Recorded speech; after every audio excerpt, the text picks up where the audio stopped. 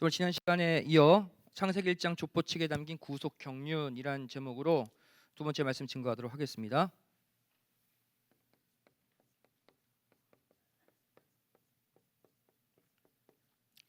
창세기 1장 족보책에 담긴 구속 경륜.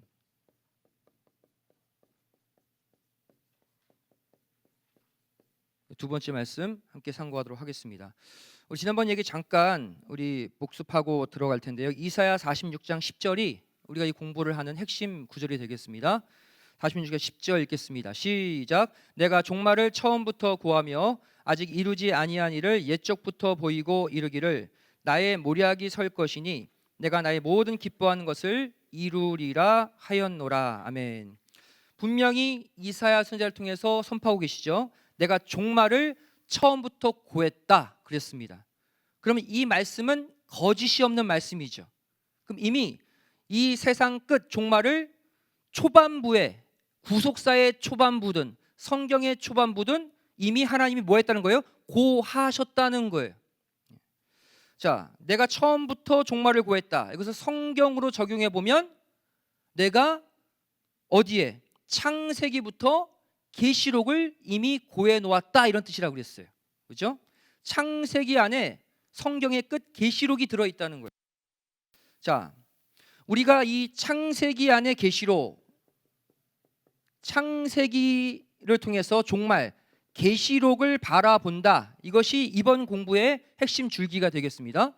그럼 이 창세기를 압축하고 있는 것은 뭘까요?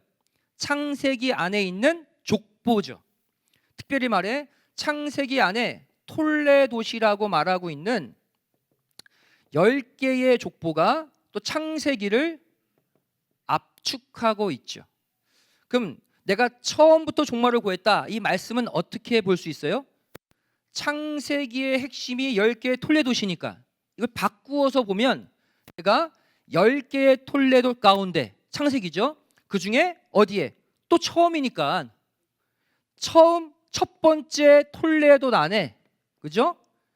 10개의 톨레도시 펼치면 창세기인데 이것의 처음은 첫 번째 톨레도시잖아요. 그죠? 창세기의 10개의 톨레도 가운데 첫 번째 톨레도 안에 무엇을 이미 고해놨다? 종말을 고해놨다. 이렇게 우리가 더 파헤쳐 들어갈 수 있습니다. 그렇다면 우리가 첫 번째 톨레도시 그래서 중요합니다. 왜?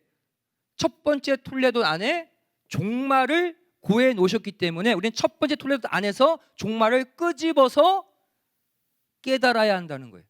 첫 번째 톨레도 우리가 지난번 공부했죠. 창세기 1장 1절부터 2장 4절로 바가브라 목사님은 창세기 족보의 첫 번째 톨레도를 규정하셨습니다. 자, 그 중에 우리가 첫 번째 톨레도의 끝부분을 보면 2장 3절 볼게요. 2장 3절, 창세기 2장 3절. 자, 읽겠습니다. 시작. 하나님이 일곱째 날을 복주사 거룩하게 하셨으니 이는 하나님이 그 창조하시며 만드시던 모든 일을 마치시고 이날에 안식하셨음이더라. 6일 창조와 7일째 안식을 얘기하고 이어지는 2장 4절 말씀 보시면 2장 4절의 앞부분 말고 뒷부분 어디요? 이날에 안식하셨음이더라. 3절 뒷부분에 붙는 게 바로 뭐예요? 천지에 창조된 대략이 이러하니라가 2장 3절 뒷부분에 붙는다고 그랬죠. 예. 여기까지가 원문으로 말하는 창세기 1장이라고 그랬어요. 원문, 히브리 원문 창세기 1장은 창세기 2장 3절과 2장 4절의 하반부 천지에 창조된 대략 톨레도시 이러하니라까지가 원문의 창세기 1장이라고 그랬어요. 기억나시죠? 이것이 첫 번째 톨레도 내용입니다. 첫 번째 톨레도의 내용이에요. 그런데 이 2장 4절 하반부에 붙는 첫 번째 톨레도의 끝이 바로 뭐예요? 천지에 창조된 대략이 이러하니라. 대략. 자, 이것이 히브리 원문으로는 톨레도시인데 이 히브리 원문을 신약 헬라어로 번역한 성경이 뭐라고 그랬어요? 70인역이라고 그랬죠. 70인역은 지난번 얘기했습니다. 히브리어 구약 성경을 그대로 가져온 것이다? 아니라고 그랬어요. 구약의 히브리 성경을 재해석하고 있는 것이 70인역이에요. 70인역. 첫 번째 톨레도 대략이라는 단어가 히브리어로는 톨레도시인데 70인역 헬라어로는 이것을 어떻게 해석하고 있다? 비블로스 게네세오스 족보책으로 해석하고 있다는 거예요. 비블로스 게네세오스. 히브리 원문에는 족보인데 천지창조 6일 창조와 7일째 안식이 족보인데 이것을 70인역은 뭐라고 해석하고 있어요? 야, 이것은 족보가 아니라 족보 책으로 보아야 한다는 거예요. 70인역은 족보 책으로 해석하고 있습니다. 결국 창세기 1장 1절부터 2장 4절까지 첫 번째 톨레도서의 핵심 내용인 6일 창조와 7일째 안식 속에 이미 무엇을 이 땅의 종말을 계시록의 내용을 다 고해놓고 있다. 그것도 어떠한 분량의 메시지? 족보, 책과 같은 엄청난 양의 많은 메시지를 첫 번째 톨레도 안에 집어넣어 놨다. 당연하죠. 첫 번째 톨레도 안에 무엇까지 넣었기 때문에 구속사의 끝부분까지 다 집어넣었기 때문에 보이는 면에서는 짧은 구절이지만 그 내용은 책과 같이 많을 수밖에 없습니다. 이것을 드러내는 것이 바로 뭐예요? 바로 70인역의 비블로스 게네세우스라는 단어입니다. 자, 그래서 우리가 지난번 첫 번째 창세기 1장 천지 창조를 보는 관점을 첫 번째 관점 얘기했죠. 창세기 1장 천지 창조를 첫 번째 어떠한 관점으로 사람들이 해석하냐면 무에서 유의 창조입니다. 무에서 유의 창조로 보는 견해가 있어요. 이게 일반적 견해죠. 실제 우주 만물의 창조 기사다. 그 의미가 없다라고 보는 해석입니다. 우리 지난번 공부했지만 진짜 그냥 보여지는 무에서 유의 창조 기사로 6일 창조를 본다면 해석상 많은 문제점이 발생한다고 지난번 말씀드렸어요. 기억나시죠? 네. 자, 그래서 이 창세기 1장의 6일 창조 7일째 안식을 보는 또 다른 관점이 있는데 이 관점이 뭐냐면 창세기 1장 6일 창조를 재창조의 관점으로 보는 거죠. 재창조의 관점. 재창조의 관점으로 보는 견해입니다. 한마디로 말하면 구속사적 관점으로 해석하는 견해가 있어요. 구속사적 관점. 구속사가 뭡니까? 고장난 인간을 고치는 역사죠. 고장난 타락한 인간을 구원하는 역사잖아요. 구속사는 한번 창조된 인간이 타락함으로 변질된 그 인간을 다시 새롭게 창조하는 역사가 구속사의 역사입니다. 그래서 재창조의 관점으로 6일 창조를 보는 것은 구속사적 관점으로 본다는 얘기예요. 자, 이것은 구체적으로 말하면 어떻게 얘기하고 있냐면 이 재창조의 관점은 창세기 1장 1절 하나님이 태초에 하나님이 천지를 창조하시니라 라는 1장 1절과 그 다음 땅의 상태를 얘기해주고 있는 혼돈공허 흑암의 땅의 상태를 얘기해주고 있는 창세기 1장 2절 이 두 사이에 타락 사건이 있다고 보는 견해입니다. 타락의 역사가 있다고 보는 견해가 바로 재창조의 견해, 재창조의 관점이에요. 이것을 뭐라고 얘기하냐면 갭 theory, 갭 이론이라고 얘기합니다. 갭은 뭐예요? 틈이죠, 틈. 1장 1절과 1장 2절이 이어지는 두 구절이 아니라 1장 1절과 1장 2절 사이에 갭이 있다는 거예요. 큰 시간의 흐름과 간격이 있다는 것을 보여주고 있습니다.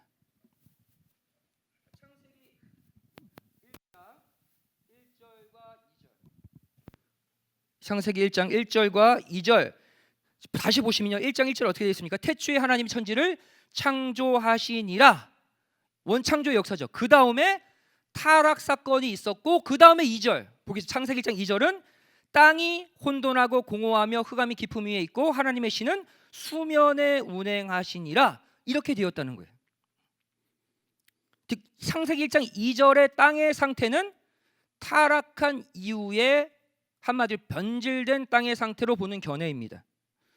자, 만일 만일 창세기 1장 1절과 1장 2절을 첫 번째 견해인 그냥 단순한 무에서 유의 창조, 순수 창조의 견해로만 본다면 어떻게 해석이 돼요? 하나님이 땅을 만드실 때 첫 번째 어떻게 만드셨다는 거예요? 첫 번째 혼돈하고 공허하고 흑암이 깊음 위에 있는 안 좋은 질의 땅을 먼저 만드시고, 그 얘기잖아요, 그죠? 순수 창조라면 그 다음에 그 안 좋은 땅의 상태를 다른 것들을 계속 더하면서 개선해 나가는 창조로밖에 볼 수 없는 거예요. 이것은 어떠한 하나님의 창조의 역사에 위배됩니까? 무에서 유의 창조라는 하나님의 견해 자체의 모순이 되는 거예요. 그잖아요.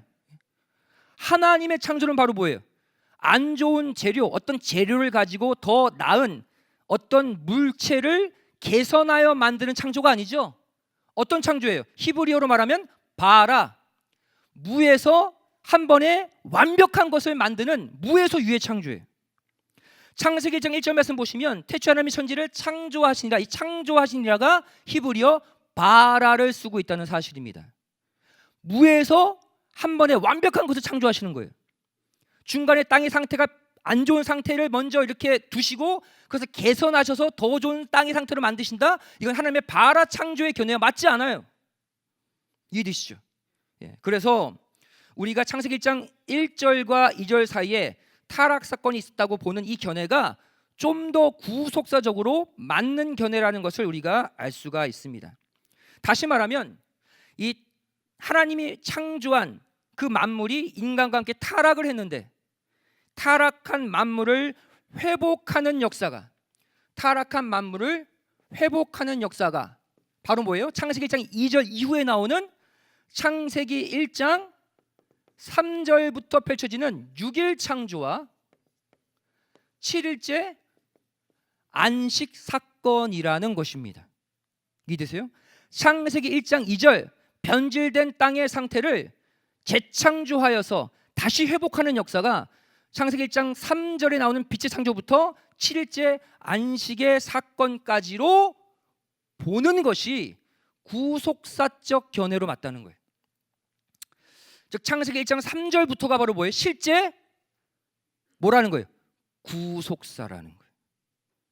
보통 구속사를 우리는 어디서부터 보니까 창세기 3장 아담의 타락 이후부터 구속사로 보잖아요, 그죠? 그런데 이 견해는 바로 뭐예요? 창세기 1장 3절부터 시작되는 그 6일 창조의 내용이 1장 2절에 혼돈, 공허, 흑암 가운데 있는 땅을 회복하는, 재창조하는 구속사의 처음 역사라는 것을 바로 이 견해는 보여주고 있습니다.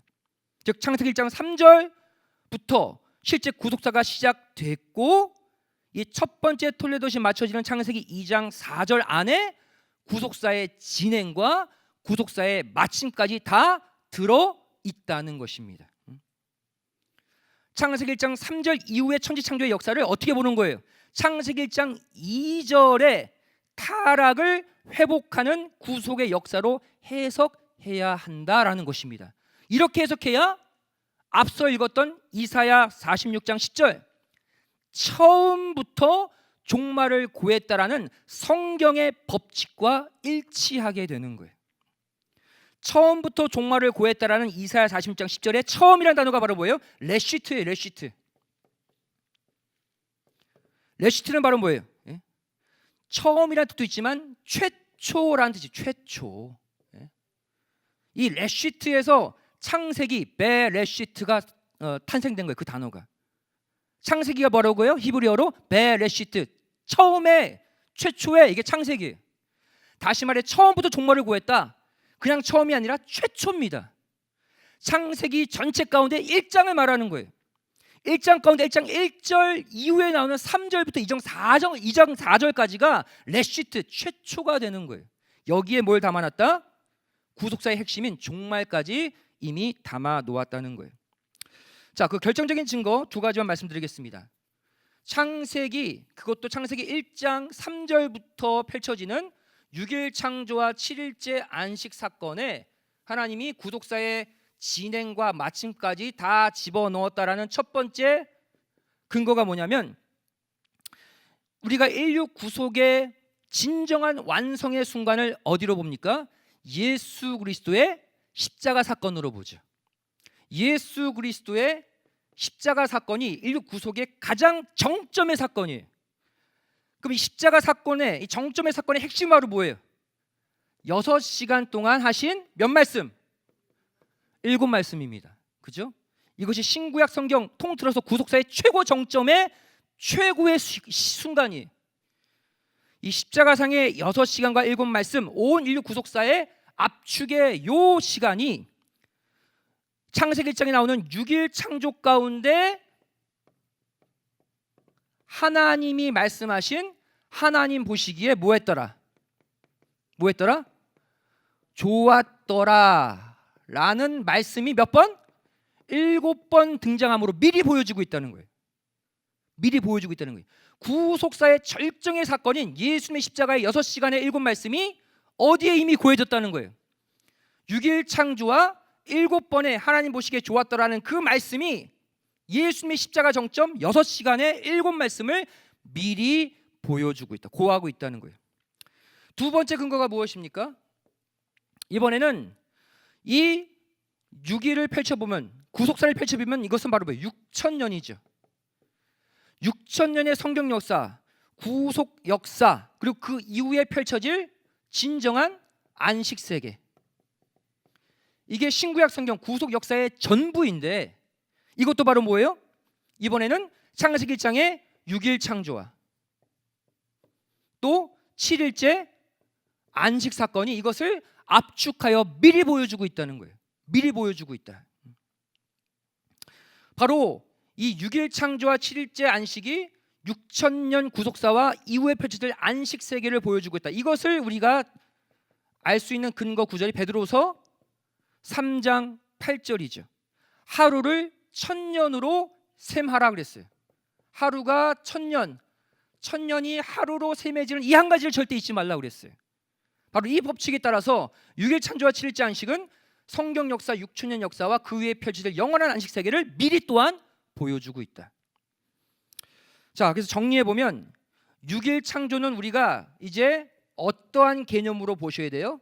6일 창조는 단순한 무에서 유의 창조가 아니라 그 이상의 의미. 창세기 1장 2절 혼돈, 공허, 흑암의 땅에 무슨 역사? 재창조의 역사를 상징적으로 보여주고 있다는 것을 우리가 알 수가 있습니다. 자, 그래서 재창조의 역사의 3단계를 하나님의 사람 박아론 목사님은 이 재창조의 3가지 역사를 진, 선, 미의 역사로 표현하신 적이 있어요. 진선미. 진선미는 이 땅의 최고의 3가지 덕이죠. 자, 창세기 1장 6일 창조의 반복되는 표현이 뭐냐면 첫 번째가 바로 뭐예요? 하나님이 가라사대입니다. 6일 창조는 공통적으로 하나님이 가라사대로 출발하죠. 그리고 두 번째 공통적인 핵심 고역이 바로 뭐예요? 그대로 되니라입니다. 그대로 되니라. 그리고 세 번째 6일 창조의 공통적 골격이 바로 뭐예요? 하나님 보시기에 뭐했더라? 좋았더라.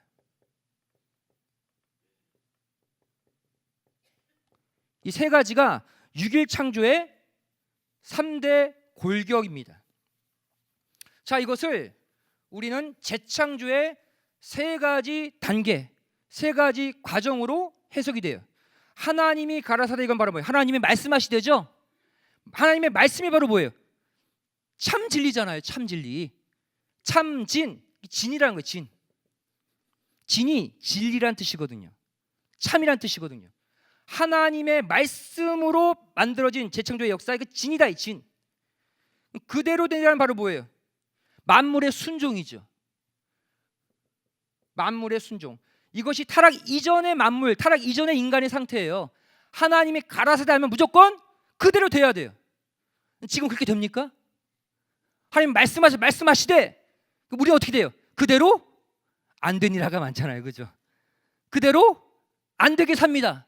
불순종의 역사가 우리의 역사잖아요. 현재 그대로 되니라 순종, 이것이 하나님 보시기에 선이라는 거예요. 선이다. 그리고 이 자체가 바로 뭐예요? 하나님은 말씀하시고 피조물과 인간은 그대로 순종하고, 이 자체가 바로 뭐예요? 하나님 보시기에 좋은 상태예요. 이것이 바로 뭐예요? 아름다운 거예요. 미입니다. 진선미는 세상에서 만들어진 개념이 아니라 이미 창세기 1장 천지창조 가운데 이미 형성된 개념이라는 걸 아셔야 돼요. 자, 따라서 우리는 창세기 1장 2절 혼돈, 공허, 흑암의 땅을 회복하는 6일 창조의 역사, 이 6일 창조의 역사를 이제 베드로후서 3장 8절에 따라서 하루를 몇 년으로 셈할 수 있다? 1000년으로 셈할 수 있다는 베드로후서 3장 8절 법칙에 따라 이제 6일 창조를 6000년 인류 구원 역사로 확대해서 볼 수 있다는 거예요. 6일 창조 안에 무엇을 고해놨기 때문에 6000년 구속사의 중반과 끝까지 고해 놓았다는 이사야 46장 10절 말씀과 베드로서 3장 8절 하루를 1000년으로 계산할 수 있다는 이 두 구조를 가지고 우리는 성경을 구속사적으로 재해석할 수 있다는 거예요. 자, 이렇게 우리가 첫 번째 내용 살펴봤고요. 이제 큰 두 번째로 오늘의 본론입니다. 본론.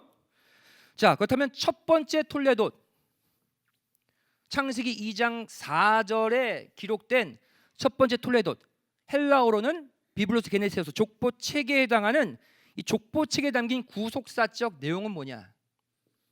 첫 번째 톨레도, 즉 족보책에 담긴 구속사적 내용은 뭐냐? 앞서 말씀드린 대로 한 문장으로 정리해 보자면 바로 이것은 창세기 1장 2절의 회복입니다. 오늘의 핵심은 창세기 1장 2절을 볼 거예요. 1장 2절의 회복이 바로 뭐예요? 이것이 6일 창조의 공통적 메시지고 6000년 구속사의 공통적 과제라는 거예요. 그게 어디에 들어가 있다? 창세기 1장 2절 한 구절 안에 농축되어 있다. 우리가 어떤 문제를 회복하는 흐름을 잡으려면 그 문제의 상태를 먼저 정확히 파악하는 게 중요하죠. 문제의 상태를 정확히 파악하면 그거 문제를 해결해 가시는 하나님의 회복의 운동, 구속의 역사를 우리가 정확히 꿰뚫을 수가 있습니다. 자, 그러면 창세기 1장 2절에 이 타락한 이 실체의 핵심 내용이 뭐냐? 이거. 핵심 내용이 뭐냐? 창세기 1장 2절을 우리가 고정해서 보겠습니다. 1장 2절 보여주세요. 자, 읽겠습니다. 시작. 땅이 혼돈하고 공허하며 흑암이 깊음 위에 있고 하나님의 신은 수면에 운행하시니라 그랬어요. 여기 여러 단어들이 나오는데 하나씩 잠깐 정리해 보면 혼돈이라는 단어가 가장 먼저 나오죠. 혼돈. 그럼 두 번째 우리가 봐야 될 내용이 공허. 세 번째 흑암이라는 단어가 나오죠. 그죠? 그리고 또 우리가 주목해서 봐야 될 게 깊음이라는 단어입니다. 이 해석이 되게 헷갈려. 이 깊음이라는 해석을 잘해야 돼. 깊음. 그리고 신. 그리고 운행하시니라.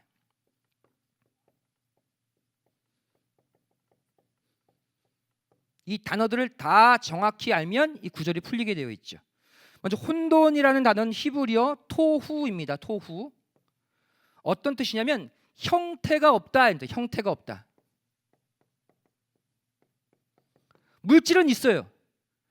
근데 딱 고정된 형태가 아니라 이게 한 무질서로 있는 거예요. 형태가 딱 정해져 있지 않다는 거예요. 그래서 혼돈이라고도 번역하고 혼란이라고도 번역되는 단어가 토후입니다. 무슨 말인지 알겠죠? 그죠? 있는데 무질서하게 있는 걸 말하는 거예요. 무질서하게 있는 거. 두 번째 공허라는 단어죠. 공허는 히브리어로 보후입니다. 보후. 어떤 뜻이냐면 공허, 텅 비다 이런 뜻이에요. 이번에는 아무것도 없다 이런 뜻이에요. 아무것도 없다. 공허입니다. 그 다음 세 번째 등장한 단어가 흑암이죠. 흑암. 흑암은 히브리어로 호셰크. 어둠, 흑암 그 자체를 말하는 거예요. 일반적으로 흑암, 캄캄함. 기품이라는 단어에 주목하시면 돼요. 기품. 기품은 히브리어로 테홈이에요. 테홈. 이 기품이라는 단어가 무슨 뜻이냐면 깊은 물 이런 뜻이에요. 물이라는 단어가 있다는 걸 아시죠? 깊은 뭐라고요? 물. 이것을 한 단어로 하면 심연. 들어보셨죠? 심연. 바다 밑바닥. 깊은 물 있죠. 여러분 바다 밑바닥까지 쭉 내려가면 어떻게 돼요? 빛이 있어요, 없어요? 빛이 딱 차단되는 그 밑이 있잖아요, 그죠? 어느 순간 빛이 없잖아요. 바다 밑까지 들어가면 거기에 있는 상태가 바로 뭐예요? 테홈이에요. 테홈. 그다음 신이라는 단어 우리가 다 알고 있는 단어죠. 루아흐입니다. 루아흐. 어떤 뜻이에요? 영. 그죠? 또는 바람. 성령을 말하는 거예요. 하나님의 신. 그죠? 하나님의 영. 루아흐입니다. 또 하나 주목해서 봐야 될 단어가 바로 뭐냐면 운행하시니라. 운행하시니라. 운행하시는 히브리어로 라하프라는 단어를 씁니다. 라하프. 자, 이 뜻은 특이한 뜻입니다. 그냥 움직이신다 라는 뜻이 아니라 새 개의 동작을 가리키는 표현이에요. 새. 새가 특별히 자기 새끼 위에서 날개짓을 하다 이런 뜻이에요. 원어 주석으로 보면 라하프는 원어적으로 어떤 뜻이냐면 새가 누구 위에서, 이게 중요합니다.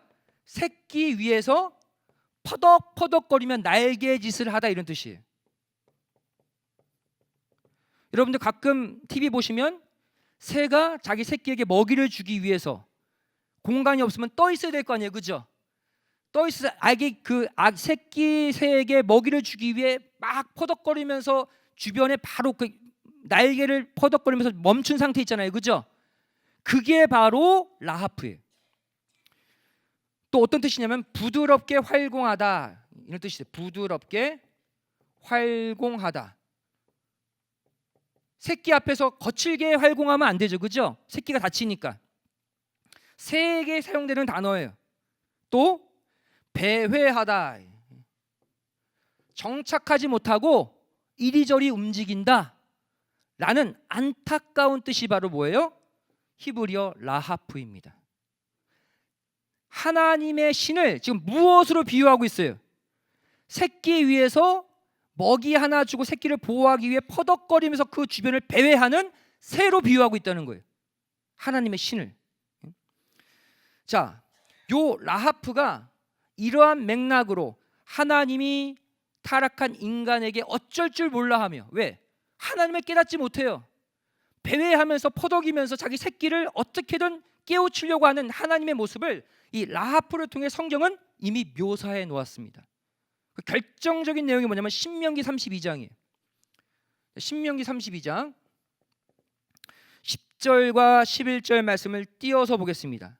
10절 말씀 그리고 11절 12절 말씀 그 다음 이어서 볼게요. 먼저 신명기 32장 10절 볼게요. 시작. 여호와께서 그를 황무지에서 짐승의 부르짖는 광야에서 만나시고 호위하시며 보호하시며 자기 눈동자 같이 지키셨도다. 마치 어미새가 새끼 새를 보호하는 것처럼. 그죠? 그런데 여기서 어디서 그랬어요? 장소가 어디예요? 황무지입니다. 1차적으로는 신명기 32장은 광야 노정을 말하는 거예요. 광야가 아무것도 없는 황무지잖아요. 그런데 이것은 아까 처음부터 종말을 고한 그 관점으로 보면 창세기 1장 2절에 혼돈, 공허, 흑암이 있는 그 땅을 말하는 거예요. 그 땅에 하나님이 신령한 새가 되어서 자기 새끼들을 지금 보호하신다 이 뜻이에요. 자, 그리고는 32장 11절 12절 어떻게 동작하는지 보겠습니다. 하나님이 자기 백성을 위해서 11절 12절 시작. 마치 독수리가 그 보금자리를 어지럽게 하며 그 새끼 위에 너풀거리며 그 날개를 펴서 새끼를 받으며 그 날개 위에 그것을 엎는 것 같이 여호와께서 홀로 그들을 인도하셨고 함께한 다른 신이 없었도다. 출애굽 광야 노정 이야기예요. 근데 여기서 하나님이 어떻게 표현되고 있어요? 새로 표현되고 있잖아요 지금. 그리고 이스라엘 백성들은 자기의 새끼로 표현하고 있죠. 새의 새끼. 여기 보시면 독수리가 보금자리를 어지럽게 하며 그 새끼 위에 너풀거리며가 라하프예요. 너풀거린도 있다는 거예요. 광야 노정 가운데 있는 이스라엘 백성들은 자신의 새끼고 그 위에 하나님이 어떠한 모습으로 있어요? 라하프로 날개짓을 하면서 어쩔 줄 몰라 그 백성들 주변을 배회하고 있다는 거예요. 지금 이 라하프가 바로 뭐예요? 창세기 1장 2절의 그 역사죠. 그 라하프죠. 여러분 출애굽 광야 노정은 뭡니까? 바로 온 인간의 구속을 이루시는 구속사의 모형적 사건이 출애굽 광야 노정이잖아요. 그죠? 오늘날 우리를 하나님이 구속하시는 그 과정이 광야 노정 가운데 모형적으로 기록되어 있다는 것을 우리는 알죠. 그런데 신명기 32장은 이스라엘 백성들의 광야 노정, 다시 말해 오늘날 우리를 구속하시는 우리의 신령한 신앙생활, 신령한 광야 노정의 역사를 지금 무엇을 표현하고 있어요? 창세기 1장 2절로 표현하고 있다는 거예요. 창세기 1장 2절이요 하나님의 구속사의 핵심을 가리키고 있다는 거예요. 창세기 1장 2절 혼돈 공허 흑암의 깊음 위에 있는 땅 위에 하나님의 신이 라하프 운행하는 모습을 첫 번째로 실제 사건으로 보여준 사건이 뭐라는 거예요? 광야 노정이라는 거예요. 광야 노정.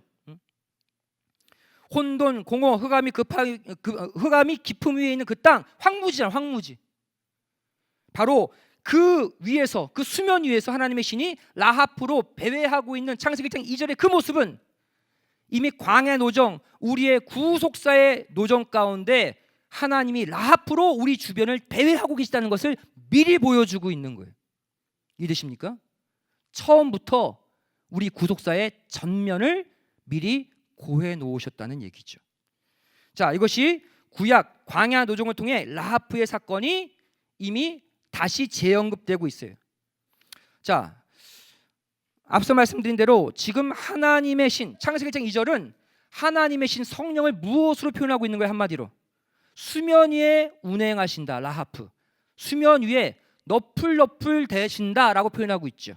즉 성령 하나님의 신을 무엇으로 비유하고 있어요? 아까 얘기했지만 새로. 이게 바로 창세기 1장 2절의 개념이고 신명기 32장의 개념이에요. 그죠? 이것이 신약에도 그대로 사용됩니다. 창세기 1장 2절은 구약과 신약을 넘나드는 구속사 전체의 핵심 설계도이기 때문이에요. 신약에도 성령을 새로 표현한 장면이 있다는 거죠. 어디서? 예수님이 공생애 시작하실 때 세례받고 나오실 때 성령이 뭐처럼 내려왔어요? 비둘기. 그렇죠? 자, 보겠습니다. 마태복음 3장 16절 말씀이죠.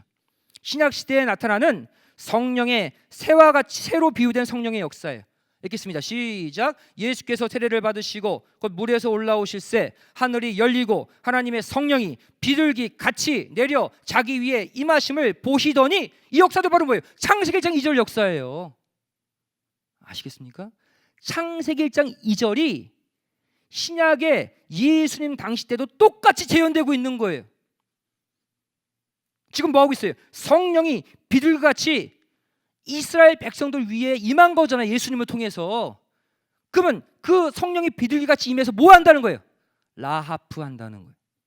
신약에서도 라하프 한다는 거예요. 자기 새끼들을 보면서 어쩔 줄 몰라서 날개를 퍼덕이면서 그 주변을 배회한다는 거예요. 구약 출애굽 때도 라하프가 이렇게 일어났고 광야 노정 가운데 신약의 가나안 땅에 정착했어도 여전히 이스라엘 백성들이 예수님 알아보지 못하고 하나님 알아보지 못하고 죄악을 저지르는 그들 위해 여전히 라하프로 배회하고 계셨다는 것을 성령을 비둘기로 비유하는 마태복음 3장 16절에 말씀하고 있어요. 이 또한 창세기 1장 2절의 또 다른 재현이죠. 자, 그래서 예수님은 본인이 하나님이시고, 그죠? 본인이 성령님이시잖아요. 삼위일체니까. 그래서 이제 공생의 마지막 이제 예루살렘 입성 가운데 당신의 역사를 뭐라고 표현하고 있어요? 내가 너희들을 위해서 3년 동안 라하프 했다 그랬어요. 라하프. 라하프는 여러분 그 동작을 보셔야 됩니다. 어미새가 너풀거리면서 자녀 새끼에게 먹이를 주려고 하는데 이게 입에 안 닿는 그 상태예요. 어쩔 줄 몰라 하고 있어요. 날개를 퍼덕이면서.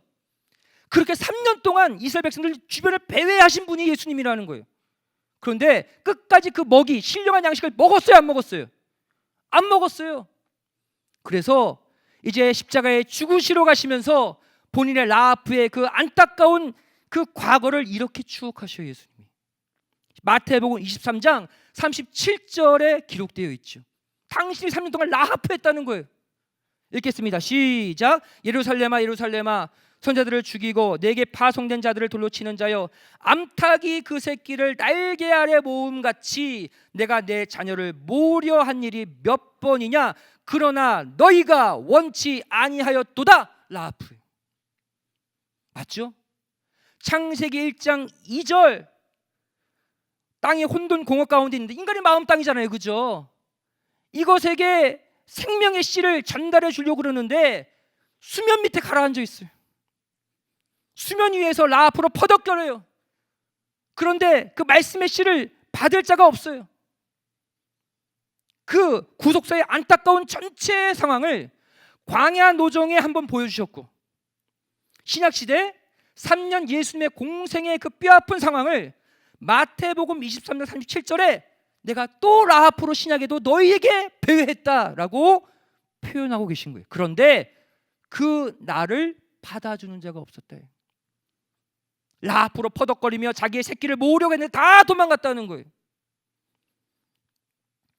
자, 여기서 우리가 한 가지 중요한 사실을 아셔야 됩니다.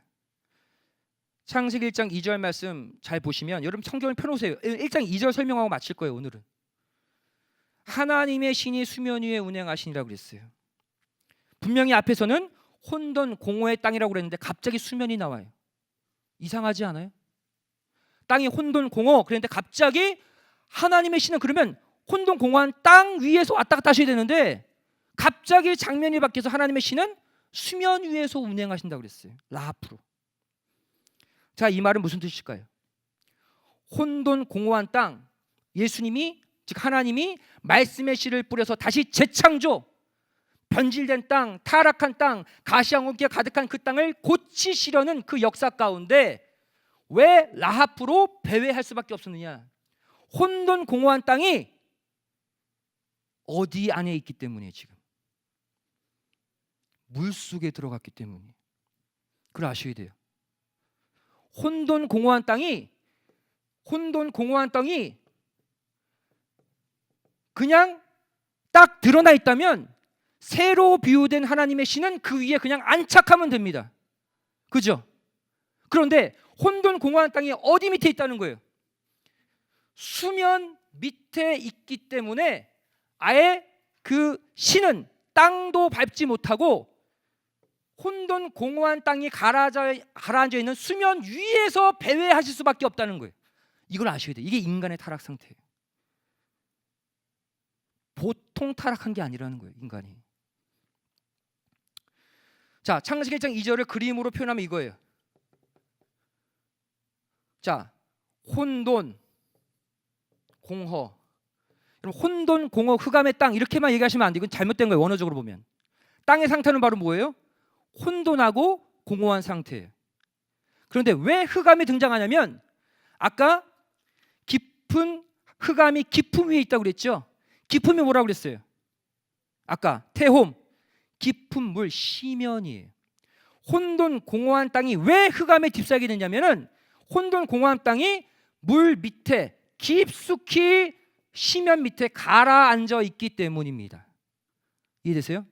그러면 빛이 어느 순간 차단되면서 혼돈 공허 가운데 빛이 이제 차단되니까 너무 깊숙이 밑에 들어오니까 바로 여기 뭐가 생긴 거예요? 이 사이에 흑암이 중간을 가로막고 있는 거예요. 이게 인간의 타락한 상태라는 거예요. 이 상태에서 말씀의 씨가 들어갑니까? 그걸 아셔야 돼요. 인간의 타락 상태가 혼돈 공허한 땅이 아니라 혼돈 공허한 땅이 깊은 물 밑에 가라앉은 상태라는 거예요. 이게 바로 창세기 1장 2절 타락한 인간의 상태를 정확히 처음부터 고한 거예요. 자, 이 모습은요, 타락한 인간이 가지고 있는 인간의 타락의 삼중 구조를 보여주고 있습니다. 삼중 구조. 삼중 구조를 다 해결해야 타락 회복이 돼요. 자, 인간은 몇 중으로 타락했다? 영, 혼, 육. 삼중으로 타락했다는 것을 보여주고 있는 거예요. 자, 혼돈이라는 것은 영의 타락을 보여주고 있어요. 영. 인간의 영의 영역의 실족. 혼돈이 무엇입니까? 선과 악을 분별하지 못하는 거예요. 내용물은 있어요. 내용물은 있는데 내용물이 질서가 없어요. 이해되세요? 선과 악이 있으면 선을 취해야 되는데 선과 악 가운데 악을 취해요. 때로는 선도 취하고 뒤죽박죽이에요. 바로 혼돈은 선악 분별이 안 되는 상태를 말해요. 바로 뭡니까? 이게 선악과잖아요. 선악과를 왜 먹었습니까? 선악 분별을 못해서 먹은 거예요. 선악과는 선도 있고 악도 있어요.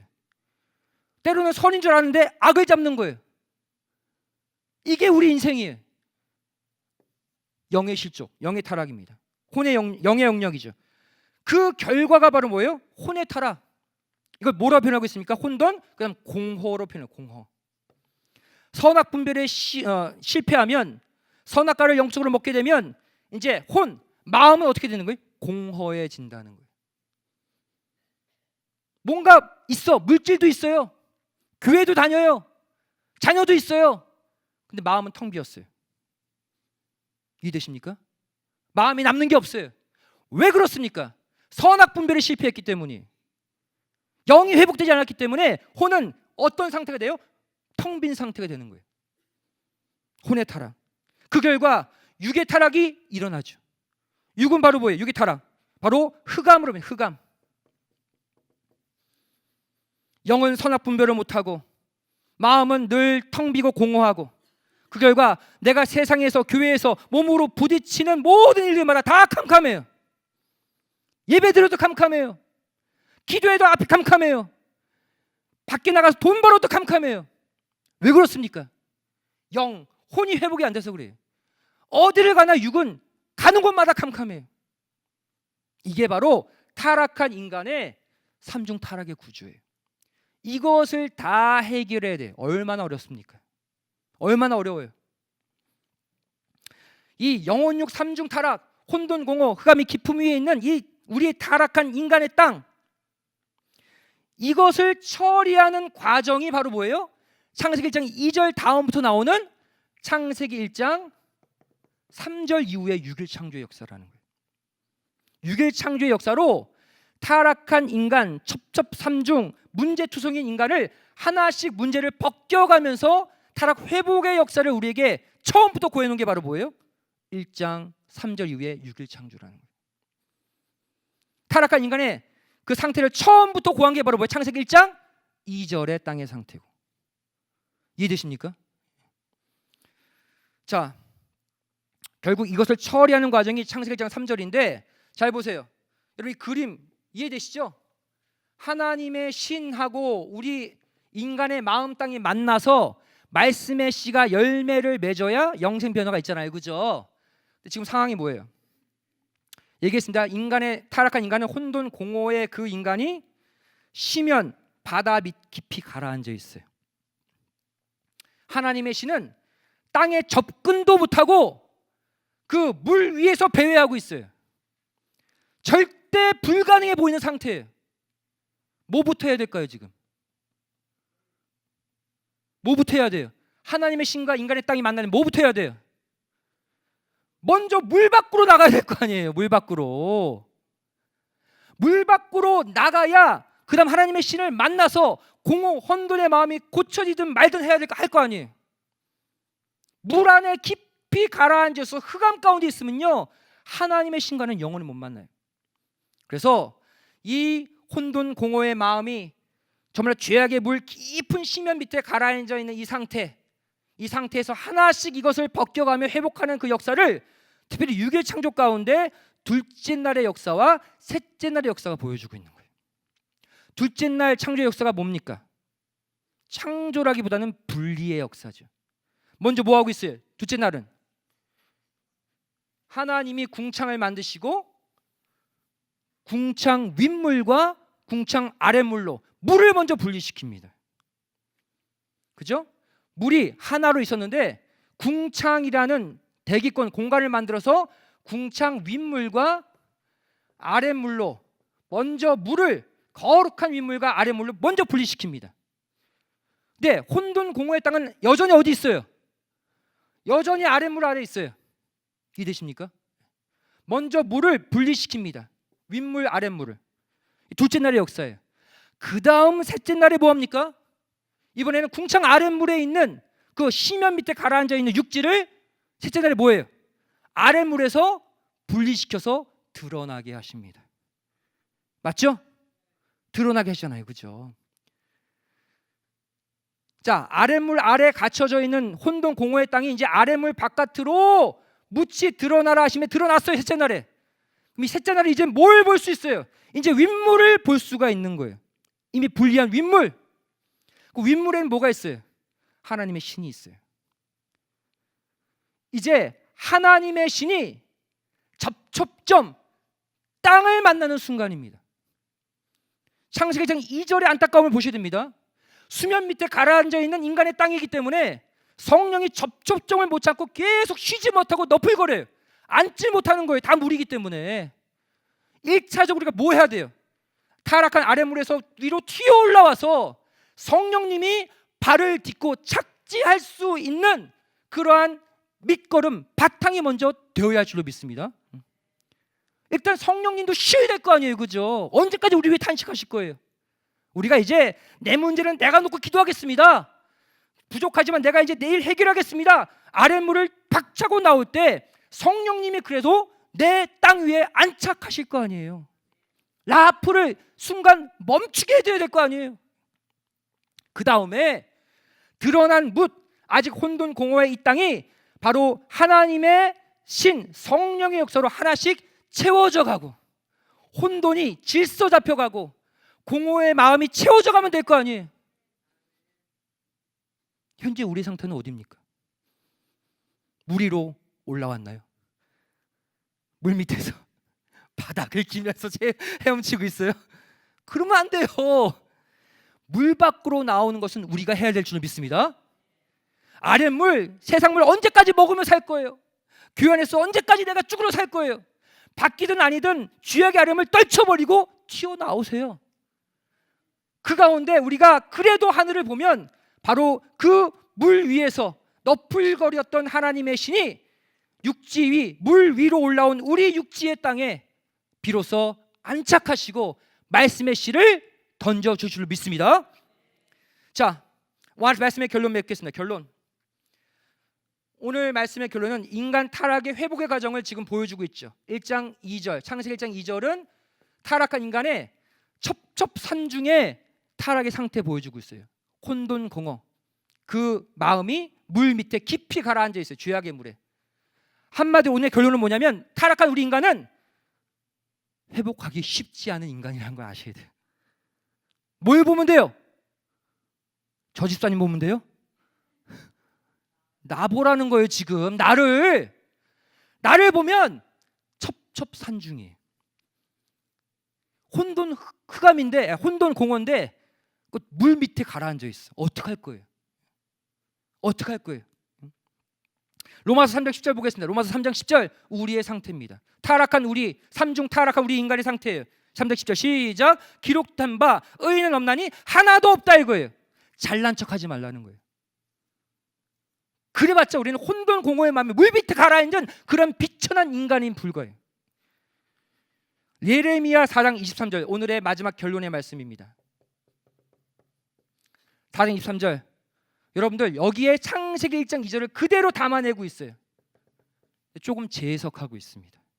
1장 2절과 다른 것 같은데 같은 내용이에요. 왜? 창세기 1장 2절은 구속사의 핵심 줄기예요. 곳곳에 등장해요. 이번 예레미야가 등장하고 예레미야가 꺼내놓고 있어요.